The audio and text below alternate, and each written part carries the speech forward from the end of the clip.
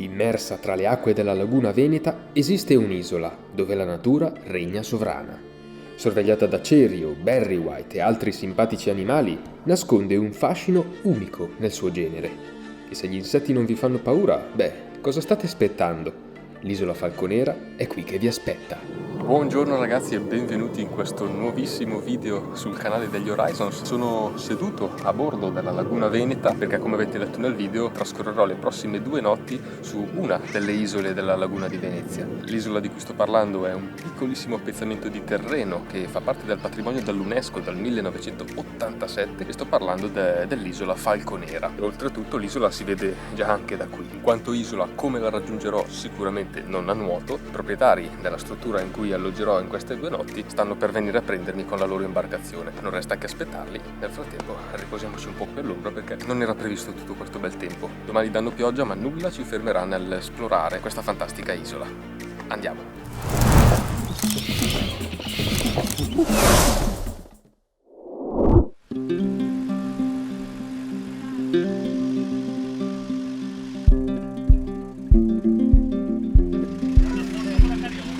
Siamo appena approdati sull'isola, siamo arrivati un pochino in anticipo, anche se non era l'orario previsto per il mio arrivo. Infatti adesso gli sto lasciando il tempo per finire di sistemare quella che è la struttura e tutte le aree condivise. Quindi nel frattempo io inizio a esplorare un pochino l'isola.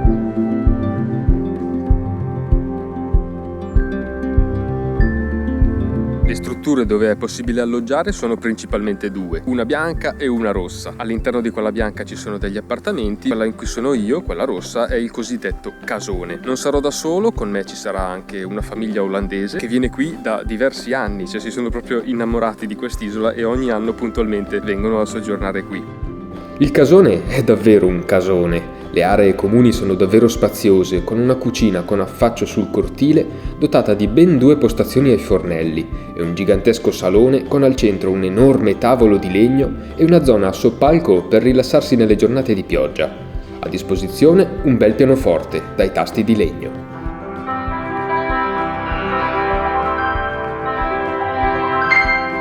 L'isola è veramente piccola, sono circa 20 ettari di riserva naturale e praticamente nel giro di un'oretta la si può girare tranquillamente a piedi, senza fretta, poi col mio passo, ciao!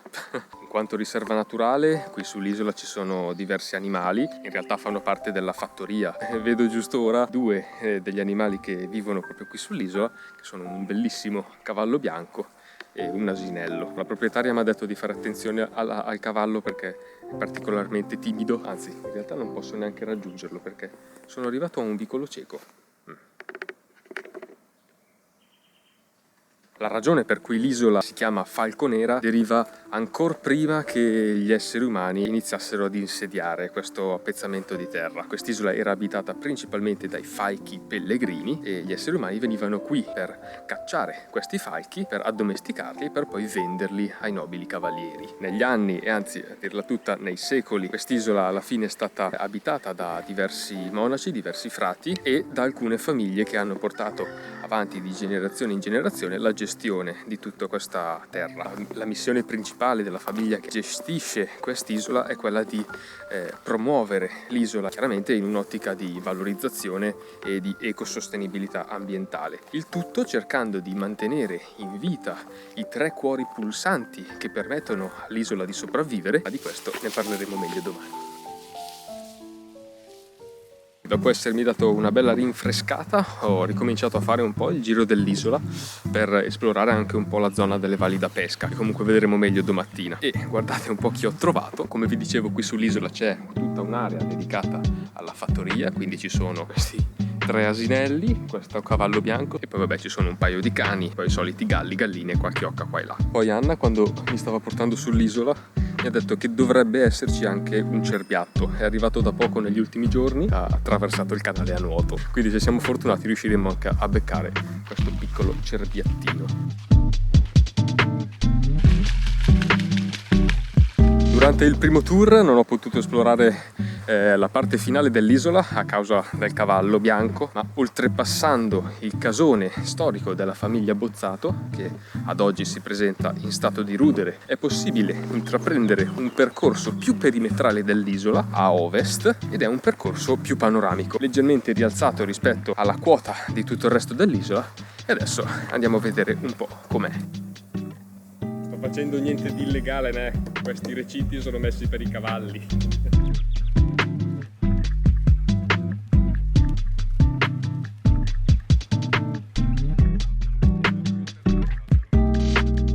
Sto facendo una strage incredibile di ragnatele.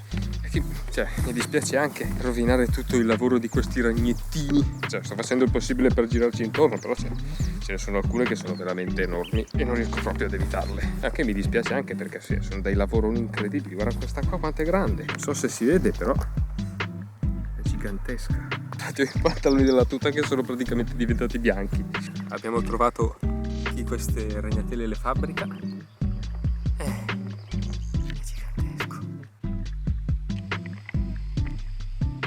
Ok, sono in stallo, ne ho uno enorme addosso e non so che cosa fare. Domani il percorso panoramico non lo faccio più. Per fortuna che avevo il mio treppiede dietro, gli ho tirato una botta, è caduto in terra, non so dove è andato a finire, magari ce l'ho ancora addosso e non lo so. Più che tutto si era girato verso di me, ero sicuro che a una certa avrebbe iniziato a risalire, non ce la faccio più, voglio arrivare alla fine. 1 kilometer later. Questa è la condizione dei miei pantaloni, completamente bianchi, non oso immaginare se ho dei ragni addosso. Guarda, per il momento l'unica brutta esperienza, ma me la sono anche un po' cercata. Direi di passare direttamente alla giornata di domani.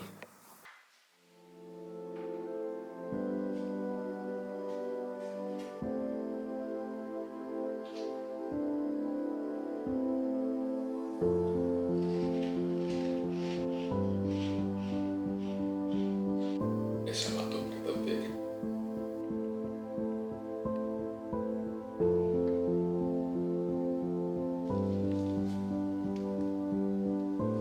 Allora, il nero incombe alle mie spalle, quindi cerchiamo di fare in fretta. Il primo cuore pulsante di quest'isola è, come vi dicevo ieri, la pesca. Qui nella laguna veneta si parla di acquacoltura estensiva e quindi non di pesca intensiva industrializzata, ma per la crescita e per la successiva pesca del pesce si lascia che l'ecosistema ittico percorra il proprio ritmo naturale di crescita. Qui nella laguna si utilizza un termine specifico che è le valli da pesca, ovvero aree di acqua lacustre che vengono arginate con dei confini realizzati dall'uomo e all'interno del quale vengono appunto coltivati i pesci.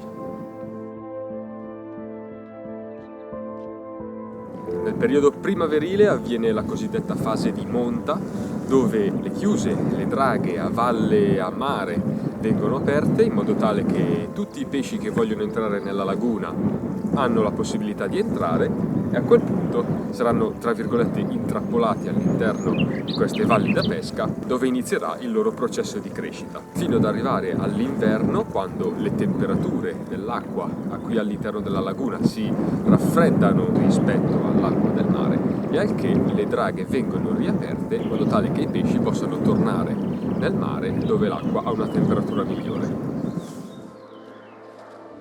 Il vento sta iniziando ad alzarsi sempre di più, vero che mi sto addentrando un pochino all'interno delle valli da pesca, sto andando praticamente in mezzo all'acqua, comincio a ritrovare un po' di ragni, dato che questi sentieri sono un po' meno battuti, faccio qualche scatto con questa luce mozzafiato e poi ritorno sulla terraferma, così che vi possa parlare degli altri due cuori pulsanti dell'isola.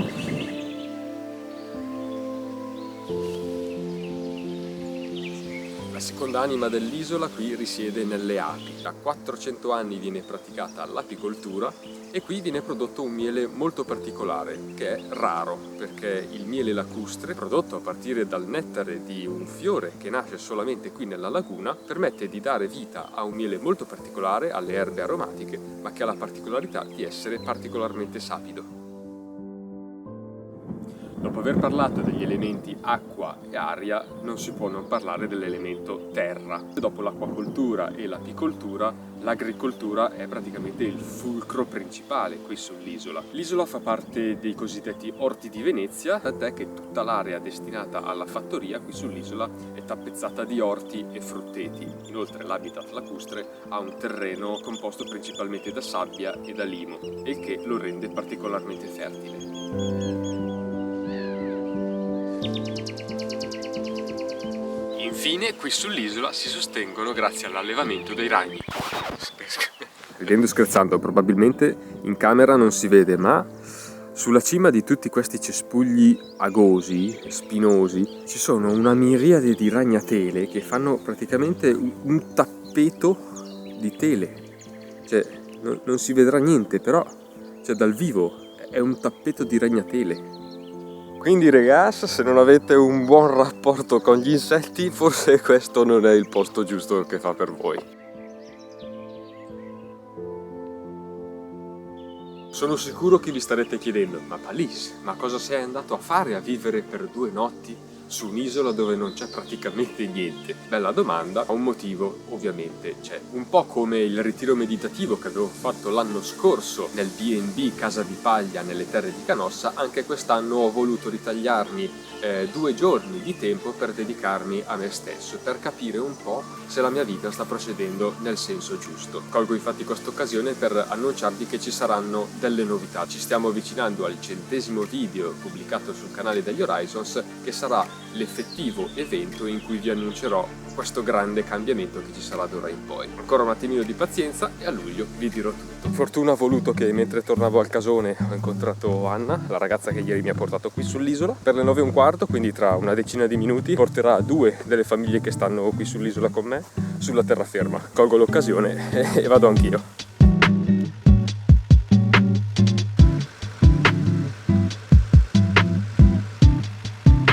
Ufficialmente approdato sulla terraferma, ho deciso di fare un salto a Murano, che era in programma per la giornata di domani, ma il tempo non è dei migliori, quindi ho deciso di anticipare la visita all'isola, quindi di spostarmi oggi avendone l'opportunità.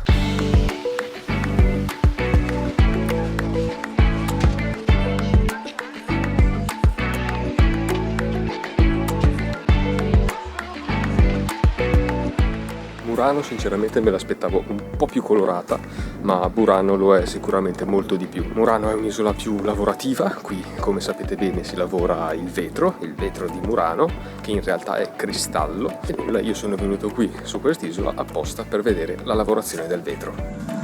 Questa cosa arancione qui incandescente è il vetro, 1200 gradi, 1200 grados. Questa temperatura si riesce a lavorarlo perché si trova allo stato liquido. Tutto è ovviamente fatto a mano con gli strumenti a tradizione.